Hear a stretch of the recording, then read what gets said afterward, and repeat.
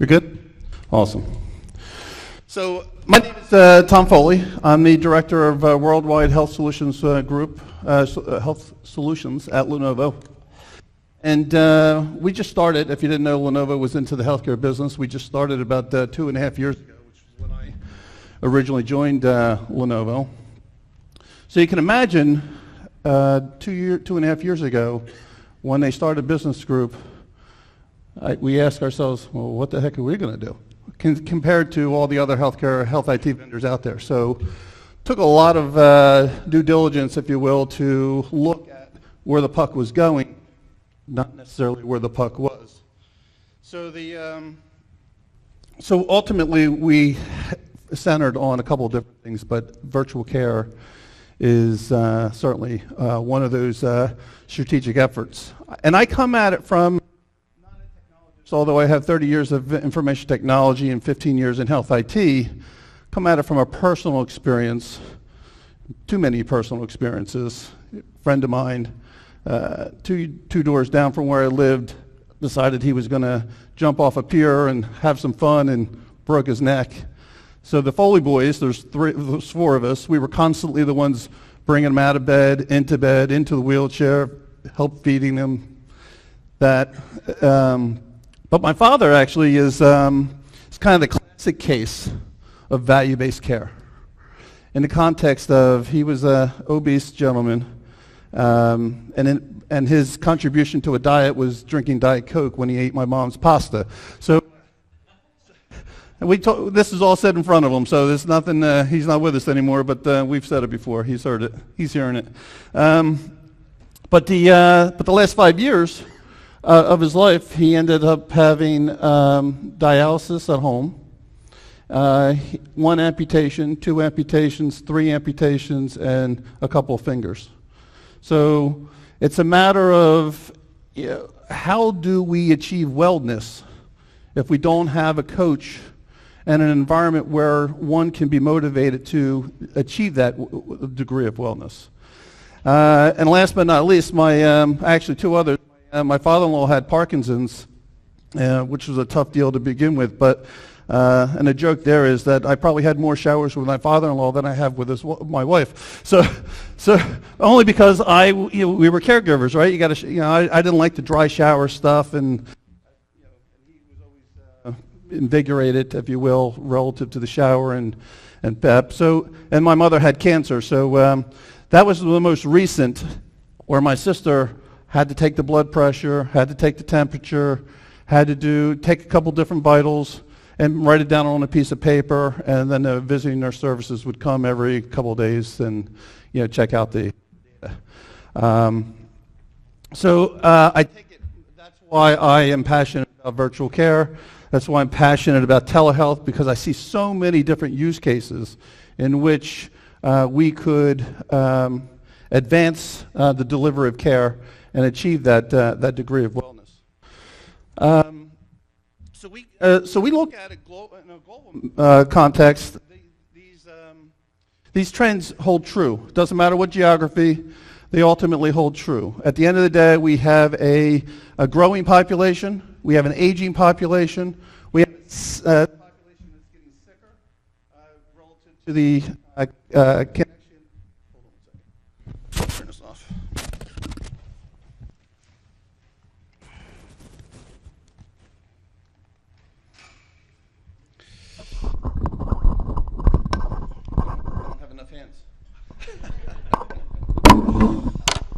All right. So it's an older, aging, sicker population, and it doesn't matter what version of Bush care, Trump care, Obama care, whether it's the Chinese government or the Canadian government or the UK government and how they fund healthcare, the cost curve isn't changing. It doesn't matter what geography you're in. And ultimately, all that, coupled with the idea that there are less physicians and nurses available to take care of an older, aging, sicker population. So it's not a matter of whether telehealth will be, it's a matter of when. And it has to happen ultimately because we don't have enough care providers to deliver care. So we have to have alternative means, and the word is alternative today, but it should be the norm tomorrow in the context on how care is delivered. We know in talking with our client base that the home is becoming that setting of care. You know, there's the construct of a bedless hospital. In today's environment, we talk about, you know, the success of a hospital is how many beds that are utilized. That's good. In tomorrow's model, it's how many we didn't use. That's good, because ultimately the cost of care is ultimately borne in the hospital itself.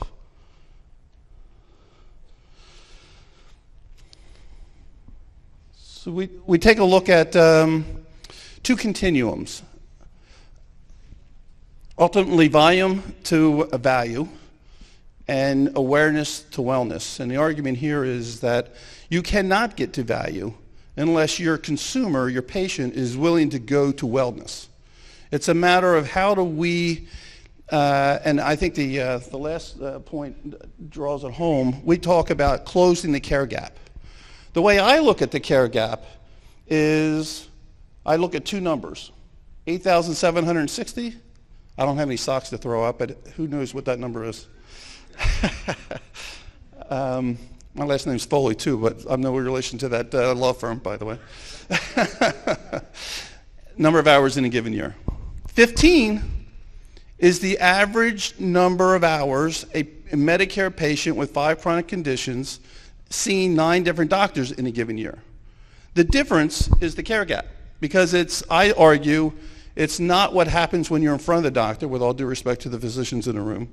It's what happens when you're home, in your respective environment, and how you are achieving the degree, how you are moving to wellness.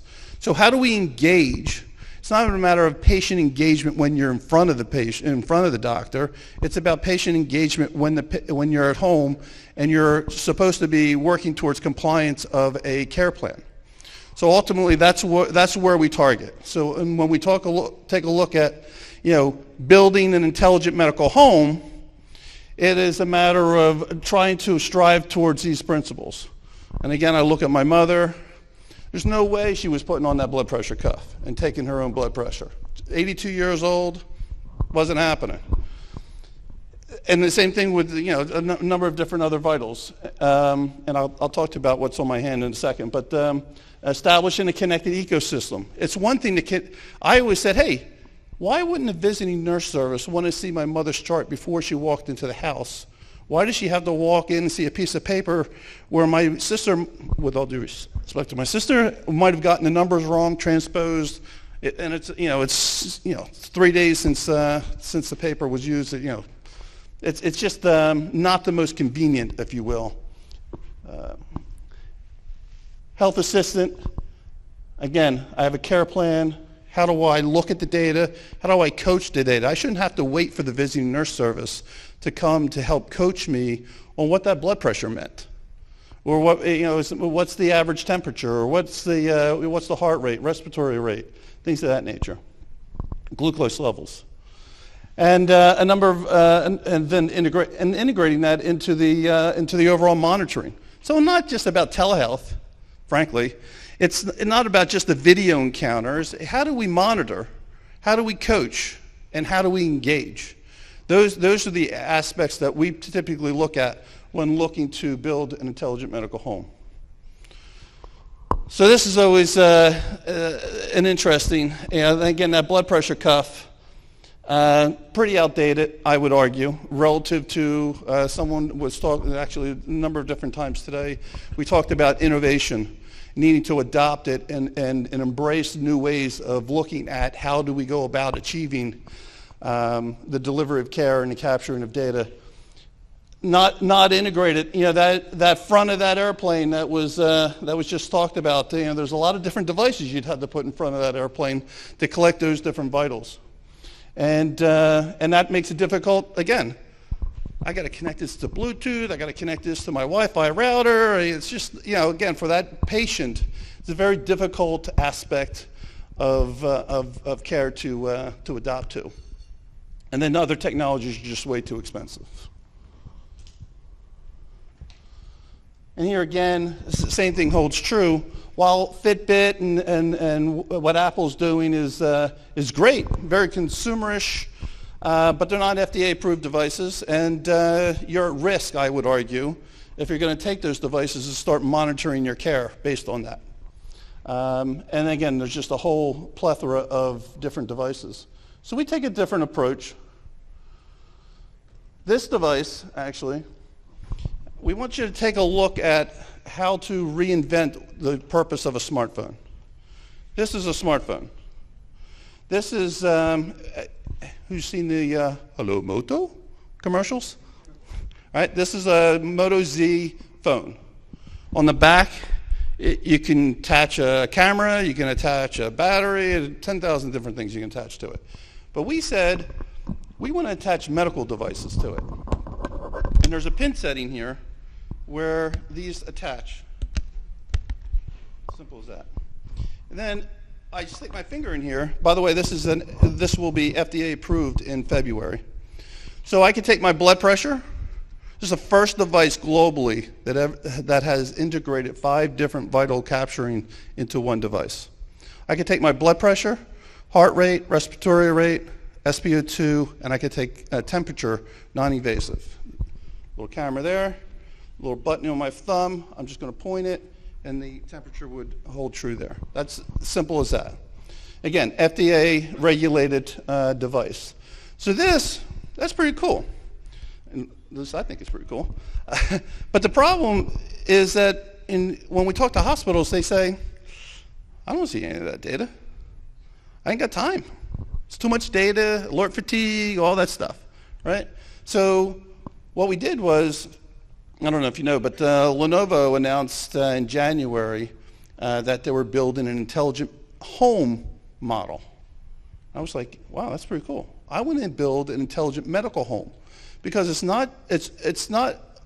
important to know the vitals, certainly, but it's just as important to know, is the temperature on? Is the house secure? Is the water off? You know, there's other elements within the home that you want to manage. So we're trying to integrate that intelligent home and extending it to an intelligent medical home. Because the phone, in and of itself, is a communication gateway. It's not just a smartphone, right? So we also, on here, we run Alexa. So Alexa, HIPAA compliant Alexa, by the way, Alexa intercepts the data and starts to work with the patient on coaching. All right, I just took your blood pressure. This is what it was. Do you understand what it was? Do you know what the top number is, the bottom number is? A number of different things. Do you want me to record it? Do you want me to send it to anybody? Did you take your pills? All those different things that could help improve the outcomes of a patient and move them from an awareness to wellness continuum can be done using Alexa on the smartphone. So I've captured the vitals. I'm leveraging Alexa to be that intermediary because the hospital doesn't really want, or the physician doesn't really want to see the data just yet. But then I can still send that data.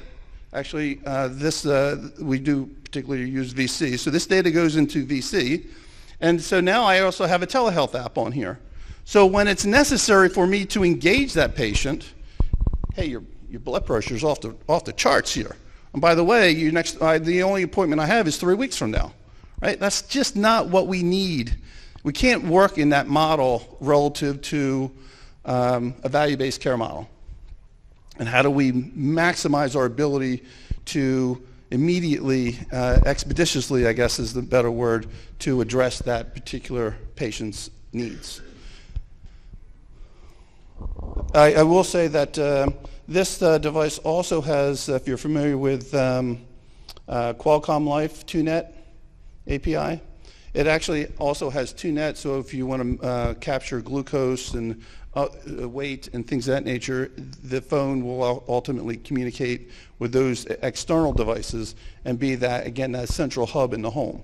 So we think that, so if my 82-year-old mother was just sitting on the couch watching TV, she could just sit there or put it up to her chest and capture all those vitals relatively easy. Don't have to worry about the blood pressure cuff. I don't have to worry about this, that, and the other thing. I just stick my finger in here, turn the button on, and it'll take all the vitals. It'll list out for you what they are. So That is the general construct of an intelligent medical home as a starting point, not an end point. Ultimately, the other question that we're starting to ask ourselves, Lenovo Health does a lot in the whole patient identity front. So the question of any solution that we bring to the market, we ultimately ask, well, how do we know who you are? So we are using currently this biometric on the smartphone to capture the biometric of the patient. However, we're going to be just for some of our open thinking here, we're going to move that biometric marker someplace in this channel, so that because you could press the biometric and my brother can take his vitals. So we're trying to move it within this channel to maximize the fact that it is the patient that we believe it to be. And then again, relative to the whole model, we create a connected health ecosystem. I should have said earlier, I'm a co-founder of the Health Innovation think tank. Justin Barnes, who's the previous founder of Greenway Healthcare and Relay Health, he and I co-chair this event. And one of the biggest challenges is connected health. There's always a challenge on interoperability, connected health, and we believe that we've actually made a pretty decent approach on how do we connect that home, that setting of care, into the health system relatively easily. And we're able to integrate this data into the top 5 EHRs that are out there.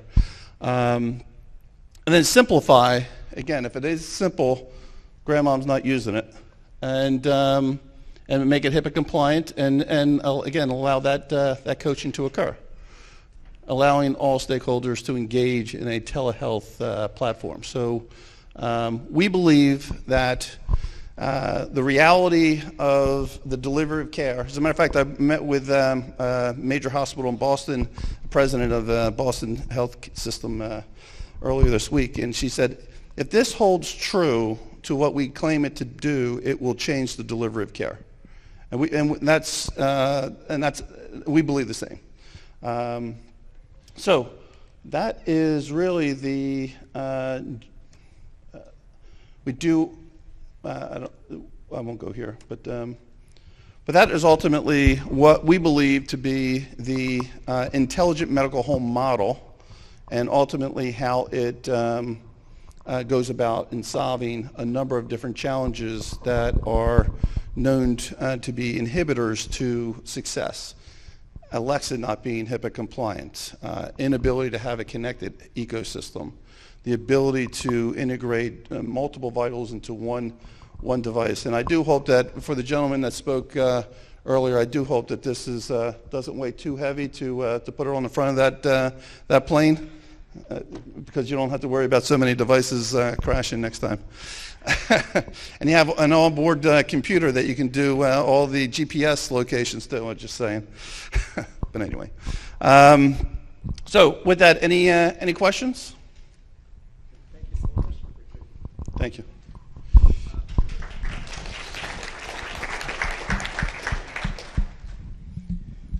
With the blood pressure with this device, did you check with the manual how much is the difference and how much is the accuracy with this one as compared to with the manual, the blood pressure check? I can provide you the charts. Actually, we outperform the norms on the data relative to achieving FDA approval. So we're pretty excited about the performance of the overall data.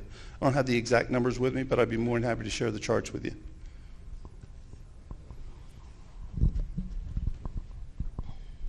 Hi, I see you've designed it for the Moto Z. Yes. Which is really, really cool. But my question is, for example, when AliveCor came out with their first ECG device, they built it into a case for an iPhone 5. And by the time they got FDA, the iPhone 5 was obsolete and they were on the iPhone 6 and they couldn't sell it. Are you worried that because you've sort of married it to one very specific phone that it's going to be hard to distribute? Well, for those that don't know, Lenovo owns Motorola, so first and foremost, we had to do a Moto Z out of the gate. That said, two ways communications can occur. So you see the pins. I've talked about that. It can do that. But this device can talk Bluetooth to any other device. So we believe we have a scalable platform. So while we are going to bundle and create some differentiation around why you should use a Moto Z, technically you could use Samsung or an iPhone. An expensive iPhone, by the way. Our company, CloudDX, actually builds the continuous monitoring version of what you've just created there. So should we talk? We should talk. Awesome. Absolutely. In the back? I think first part of my question was already answered just now. The second part, how much would this device cost? We're in beta currently, so we don't get FDA approval until February, but we'll probably be over in China before that occurs. But nonetheless, $300, $299 retail on the mod, and the standard price on the phone. I believe the phone is somewhere in the neighborhood of $600. And $400 cheaper than the iPhone 10, by the way. do you see the payers reimbursing for this? I'm sorry? The insurance companies? Well, actually, that's a great question. In developing health solutions, I always say there's two primary questions you have to answer before you can get it to market. One is who's paying for it, and two, who's going to support it. So the gal from, I don't see her in the room, but she was from the Philadelphia area, I believe. She said it's the cost of not doing something that health systems need to look at, and there is a significant ROI in being able to, and there's a number of different studies why telehealth works and why. So the question would be, especially when you're in a health system that has a capitated model to begin with, is what's the ROI on implementing a delivery of care system or embracing an intelligent medical home construct. So we are talking with payers, and we're also talking with large health systems that are payers, not just the blues that we talk to. Cigna, Humana, they're actually our customers as well on the device side of the equation. But nonetheless, so we're looking at both ends. But at the end of the day, I argue that to some degree, you don't need a payer to pay, only from the perspective of the ROI that has been previously demonstrated in many different ways.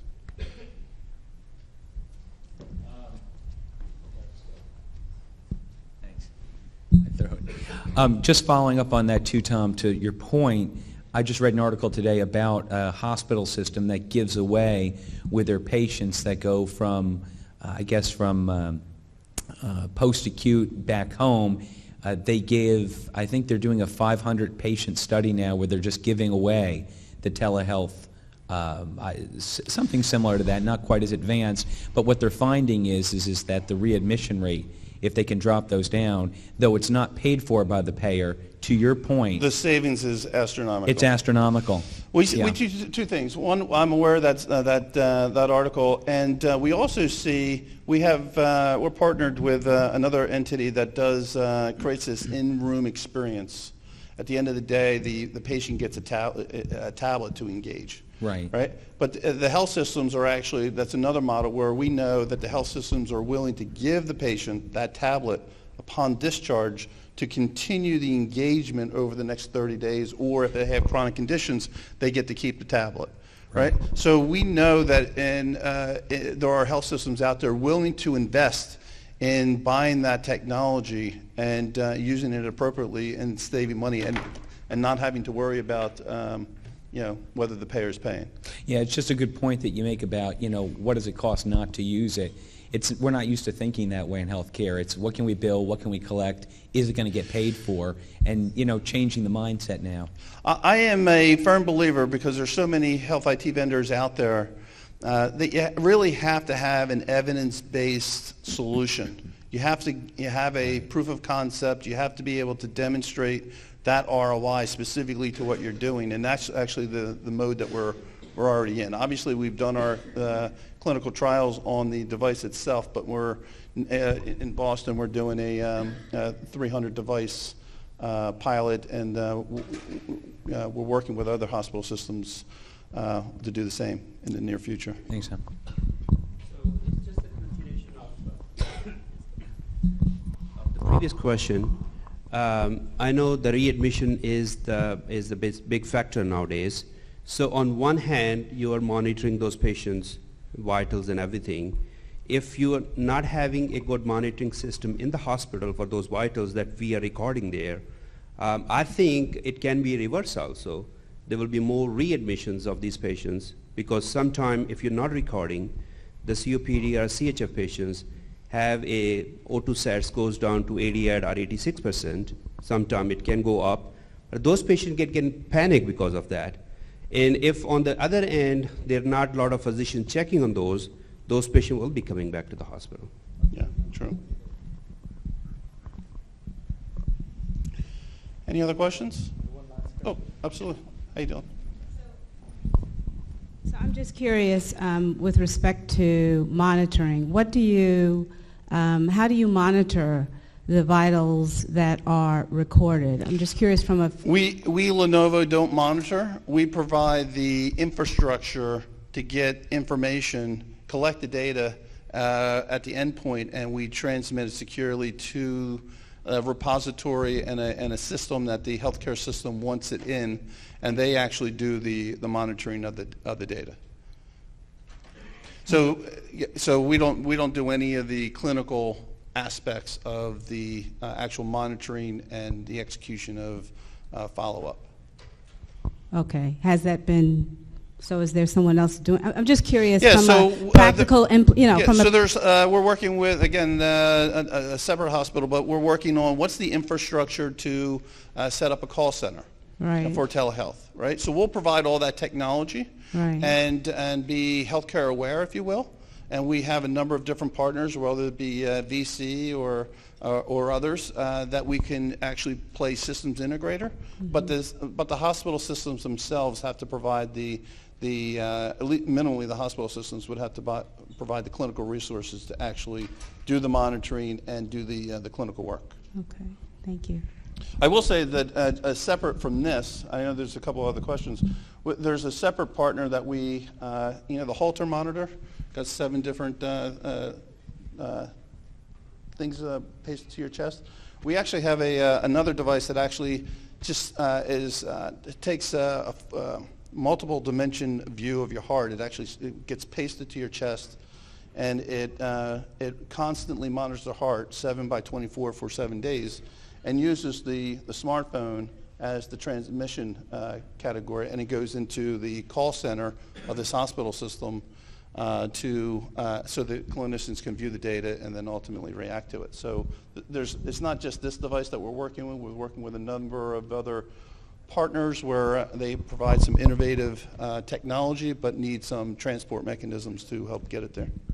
Maybe in the interest of time, Okay. Again, so time will be around. Again, like I said, is if you have great idea and all these things, make sure this is really the godfather, telehealth. Like literally everything happens through him at Lenovo. So we're very lucky to have him here. Thank you so much.